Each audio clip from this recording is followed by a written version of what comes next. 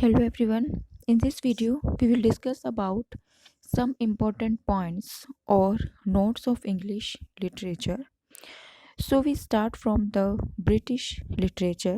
सबसे पहले हम जो ब्रिटेन के लिटरेचर है, जो ब्रिटिश लिटरेचर है, उसके बारे में हम कुछ नोट्स हैं, उन इम्पोर्टेंट पॉइंट्स हैं, उसको इस वीडियो में डिस्कस करेंगे।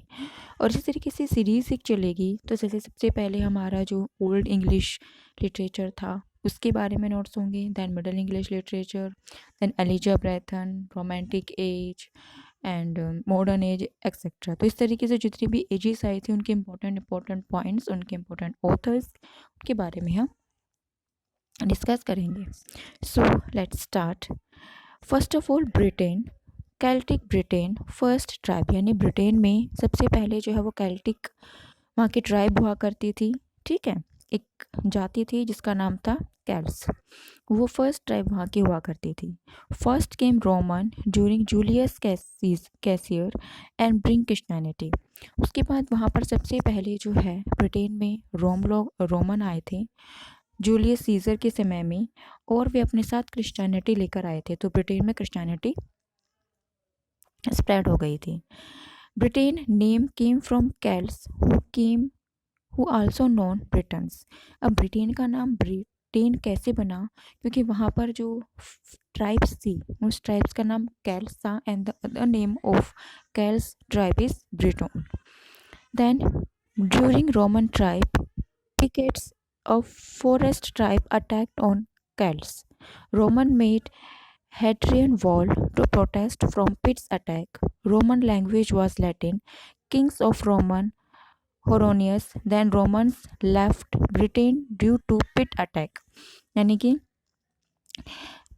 रोमन टाइम के समय में, यानी कि जब रोमन लोग आ गए थे, जब ब्रिटेन में जब रोमन लोग आए थे तो उस समय वहाँ पर जो पिकेट्स जो है वो कुछ एक फॉरेस्ट की ट्राइब हुआ करती थी, वो अटैक करने लगी वहाँ पर। तो उसके बाद क्या हुआ, रोमन्स के लोग जो है वो उन्होंने क्या करा, एक हेड्रियन वॉल वहाँ पे उन्होंने बिल्ड करी थी अपने आप को बचाने के लिए, रोमन एम्परर्स ने और रोमन के जो वहाँ राजा हुआ करते थे उन्होंने। और जब रोमन ब्रिटेन में आए तो उन्होंने कैल्स के लोगों को वहाँ पर बिल्कुल बेकार से एरिया में, या जो सीमांत एरिया होते हैं वहाँ पर उन्होंने उनको शिफ्ट कर दिया था और खुद जो है वो ब्रिटेन पर राज करने लगे थे। फिर पिकेट्स आए, पिकेट्स ने अटैक करना शुरू करे तो उन्होंने उससे बचने के लिए हेड्रियन वॉल बनाई, लेकिन उनके अटैक जो है वो कम नहीं हुए। ठीक है, और रोमन की लैंग्वेज क्या हुआ करती थी, रोमन की लैंग्वेज जो है वो लैटिन हुआ करती थी। किंग ऑफ रोमन्स, अब किंग का जो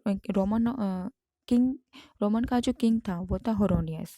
ठीक है, अब रोमन्स लोग पिकेट से हार गए और वो वहाँ से चले गए।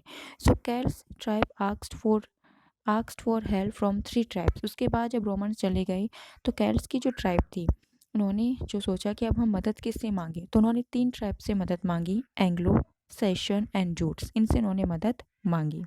जो एंग्लो सेशन है वो resign in Britain from 600 years. Anglo session आए और उन्होंने 600 साल तक वहाँ पर राज किया। ठीक है, came from northern Germany, they came from northern Germany, the present area of Russia. They spoke Old English language. Today it was see that Old English is mostly similar to German language. यानी कि Anglo session जो हुआ करते थे वे अपने साथ अपनी language लेकर आए थे, अपनी जर्मन लैंग्वेज लेकर आए थे।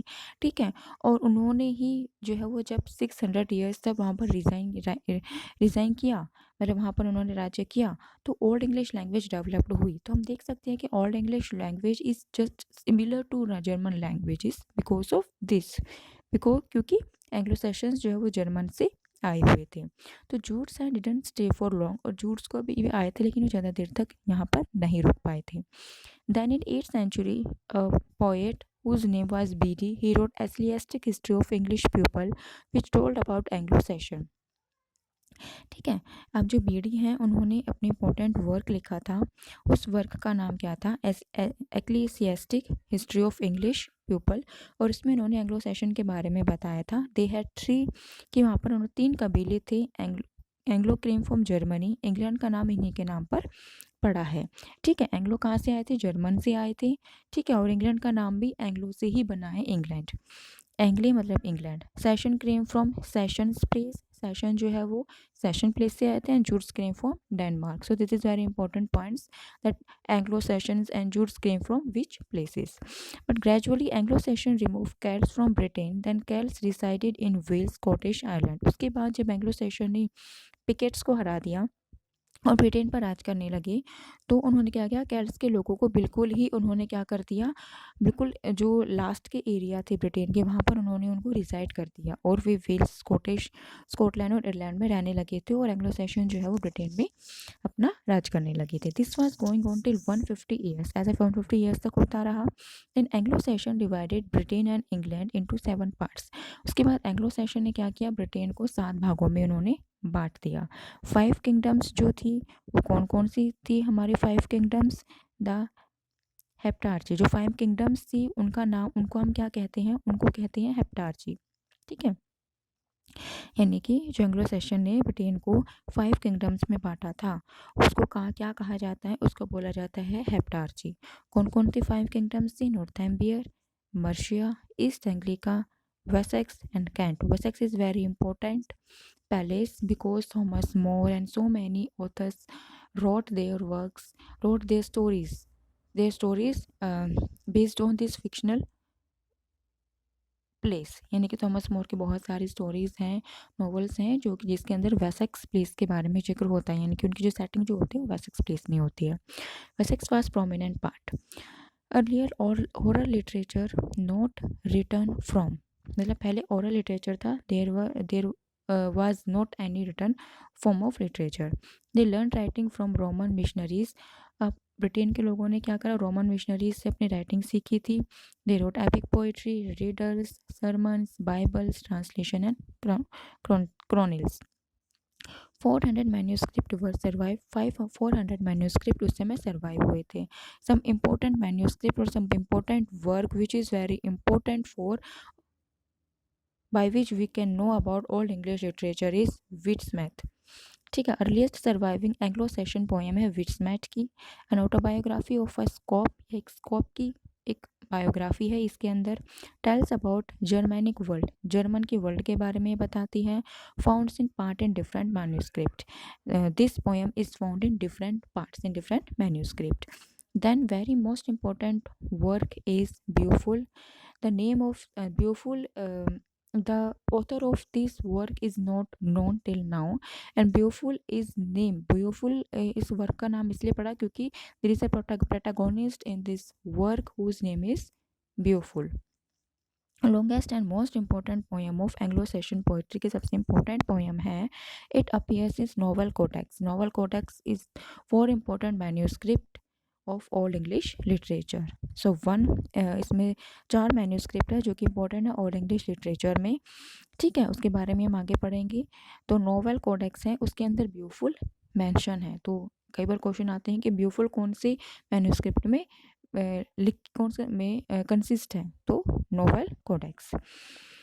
This book consists, Beowulf consists of 3,182 lines.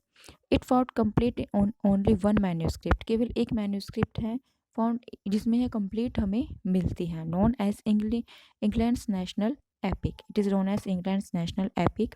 Author not known. Author is not known till now, and it written in alliteration. What is alliteration? Alliteration is जो फिगर ऑफ स्पीच है उसमें ये चीज़ लिखी गई है. Then third important work is Dior. It is also a poem of 42 lines. This poem is tell about complaint of a minister who has been supplanted by a rival from his services. यानी कि एक minister है जो कि complaint कर रहा है क्योंकि उसको जो है वो क्या कर दिया गया है, अपने सर्विस से सरप्लांट कर दिया गया है, तो वो कंप्लेन कर रहा है. It is about Germanic legends के बारे में है. And there were 2 very most important poets of that time whose name was Caedmon and Cynewulf. Mostly work of Old English literature was found in 4 manuscripts. As I have already told, there are 4 manuscripts of Old English literature. First is Exeter book, Vercelli book, Junius manuscript, and Novel Codex. And Beowulf is consisted Novel Codex manuscript. Exeter book के अंदर हमें क्या देखने को मिलता है, told about Anglo Saxon poetry. Junius manuscript also known as Caedmon manuscript के नाम से भी इसको जाना जाता है। Told about Bibles narrative, Bibles के नैरेटिव, बाइबल्स की कहानियाँ इसमें लिखी गई हैं। Vercelli book consist poems and prose, and novel context consist poems and prose. Then two important author or poet of that time was Caedmon and Cynewulf. Caedmon and Cynewulf. Caedmon, known as first poet of this period whose work survived till now, जिसका work हमें आज भी देखने को मिलता है. And Cynewulf was also a poet. The Exteri book, The Wanderer, The Seafarer, The Wife's Lament, The Husband Message and The Rune 95 Riddles, इसके अंदर ये सारी चीज़ें हैं एक्स्टर बुक्स के अंदर. Then BD was also very important poet of that time. Alfred the Great was also the important author or poet of that time. He was also the king of Wessex, and he contributed a lot to English literature. English literature में उसने बहुत ज़्यादा contribution दिया है, and he wanted to restore English culture. Told to teach Old English literature to students. He said that Old English literature should be taught to students to survive the Old English literature. Then some characteristics of Anglo-Saxon poetry के क्या characteristics हुआ करते थे कि वे heroic poems लिखते थे, personal poem लिखते थे, chronicle उनमें होती थी, religious poem, love poem and sermons. अब हैं riddles, उसके अलावा riddles भी वो लिखते थे. तो Anglo-Saxon poetry की ये कुछ विशेषताएं थी.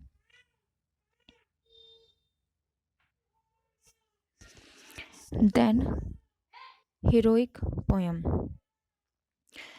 Heroic poem में जैसे Beowulf was a heroic poem. Battle of Maldon was also a heroic poem.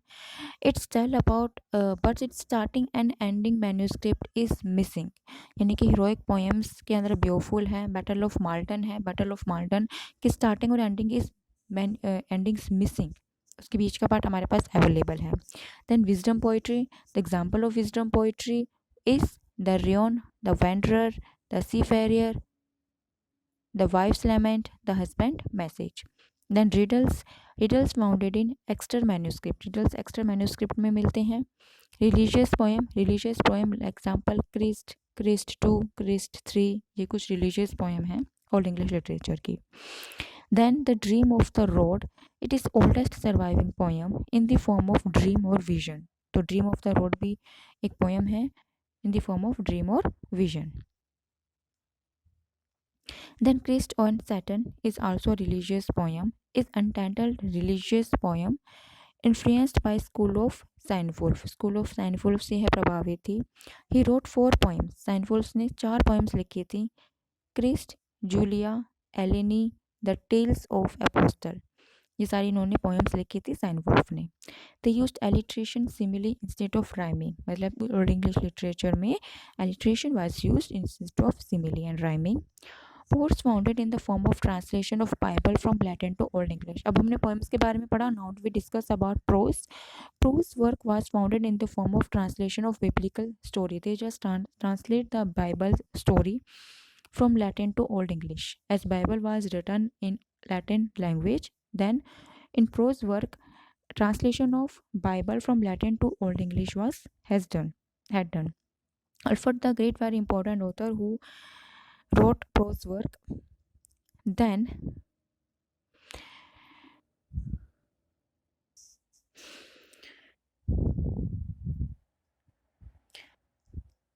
in 1066 AD में 700 soldiers and 7,000 soldiers and 7,000 ships जो हैं वो आई थी, ब्रिटेन में आई थी. ठीक है. और उसका जो किंग था वो था विलियम फर्स्ट. और एंग्लो सेशंस का जो किंग था वो था Harold Godwinson. And there was a fight. एक फाइट हुई थी, बैटल हुआ था इन दोनों के बीच में, William first and Harold Godwinson के बीच में, जिसको बोला जाता है battle of Hasting. For between William and Harold. With the death of Harold मर चुका था. The period of Anglo Saxon was also finished, और इसी के साथ एंग्लो सेशन का पीरियड भी फिनिश्ड हो गया। Then William was also known as William the Conqueror, William को विलियम एंड कॉन्कर के नाम से भी जाना जाता है। Then came Anglo Norman period, then उसके बाद जो है वो जब विलियम जीत गया तो उसके बाद कौन सा पीरियड आएगा, उसके बाद आया Anglo Norman period. They told French languages, तो एंग्लो सेशन हमें जर्मन लैंग्वेज के बारे में, और जर्मन लैंग्वेज थी उनकी, और Anglo Normans told French languages, क्योंकि जो नॉर्मन्स लोग थे वो ब्रिटेन में आने से पहले जो है वो फ्रेंच में उन्होंने अपना कुछ समय तक उन्होंने जो है वो शासन किया था, तो वहाँ से वो फ्रेंच लैंग्वेज सीख के लाए थे, और ब्रिटेन में भी उन्होंने फ्रेंच लैंग्वेज शुरू कर दी थी। So French words combined with old English literature, old English literature में फ्रेंच लैंग्वेज भी हमें कंबाइन मिल हो गई थी। Then William to not teach old English language in school, that's why old English आगे नहीं बढ़ पाई थी, यानी कि विलियम्स ने बोला कि अब ओल्ड इंग्लिश नहीं पढ़ाई जाएगी, तो ओल्ड इंग्लिश जो है वो आगे नहीं बढ़ी। Anglo Saxon did write their work, Anglo Saxons जो है उन्होंने अपने कुछ वर्क्स लिखे हुए थे रिटर्न फॉर्म में। Before Normans invasion Danes and Vikings also invaded, Norman से पहले डेनिस और विकनिंग्स ट्राइब्स ने भी जो है वो ब्रिटेन में क्या किया था, इन्वेट किया था, आक्रमण किया था, लेकिन एंग्लो सेशंस उनसे जीत गए थे। In 17th century old English language dictionary was discourse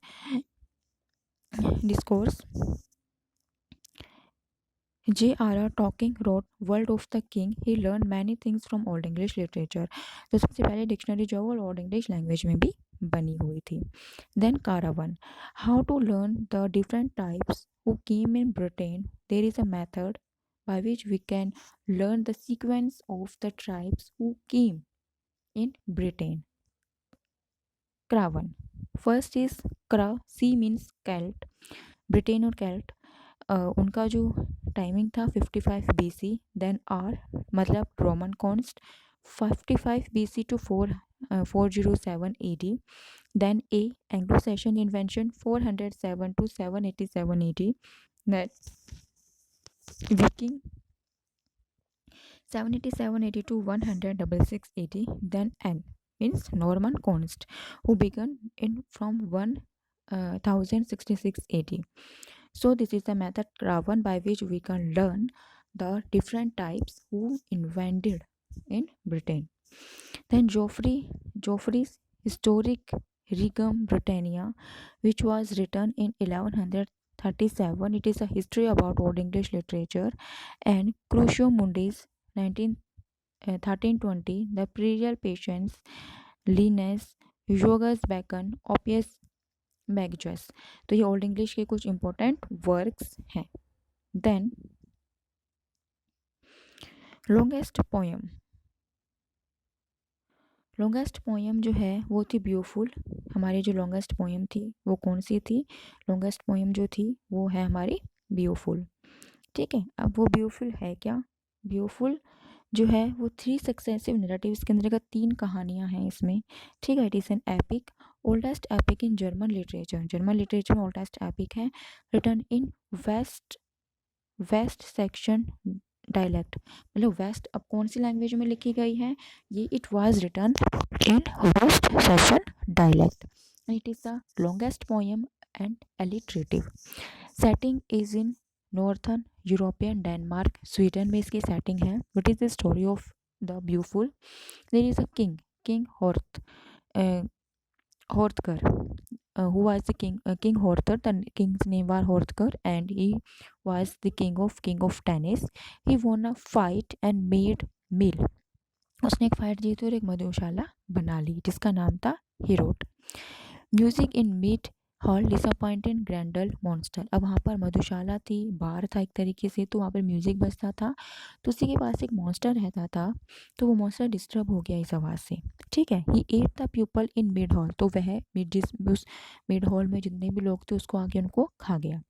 this violence went on till 12 years तक ये सब चलता रहा। A warrior Beowulf came and decided to fight against Grendel, एक वॉरियर ब्यूफुल आया और उसने ग्रिंडल से लड़ाई की।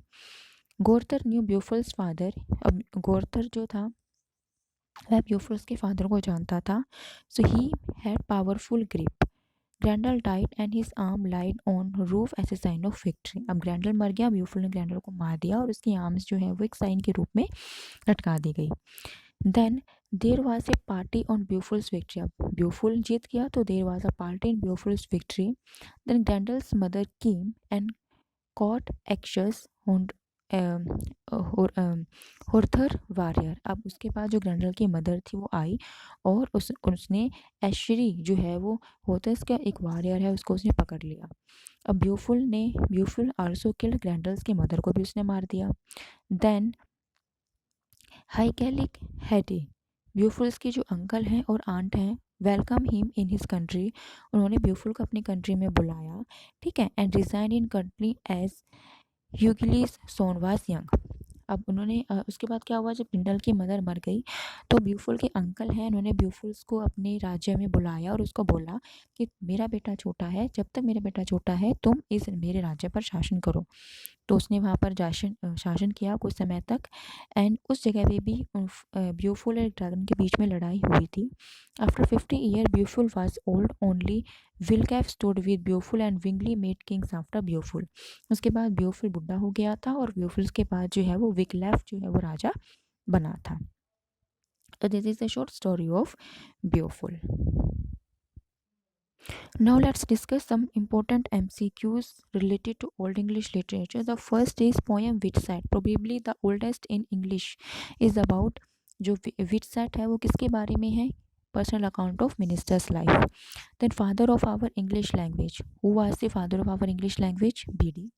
Who wrote Fairface? Fairface किसने लिखा है? कैटमन ने. Dictatic poem Christ is written by Zeinwolf. Who contributed to English session chronicles?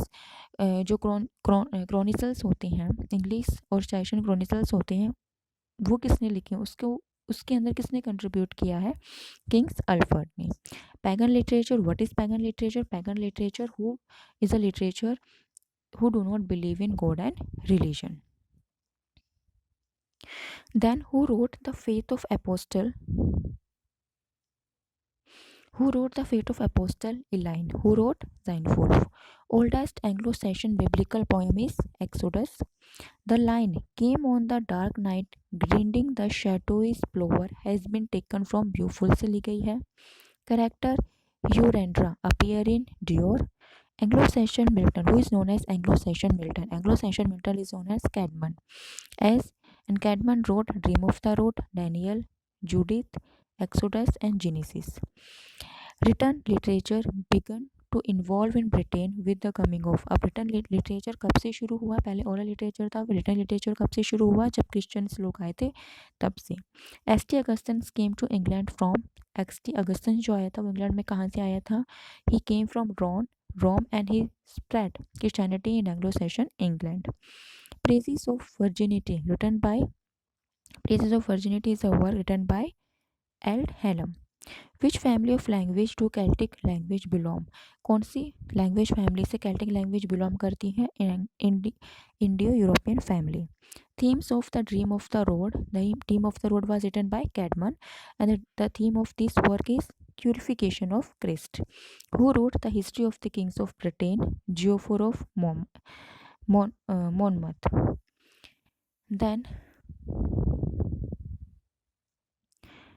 main dialect of old English were Northumbria, Mercian, Kentish, वेल्स सेक्शन. ये डायलैक्ट है, डायलैक्ट होती हैं वहाँ की बोली. Universal history of Orosius written by king Alfred and story teller of Anglo Saxon England was Scopes. So this is all about Old English literature. In my next video I will discuss Middle English literature.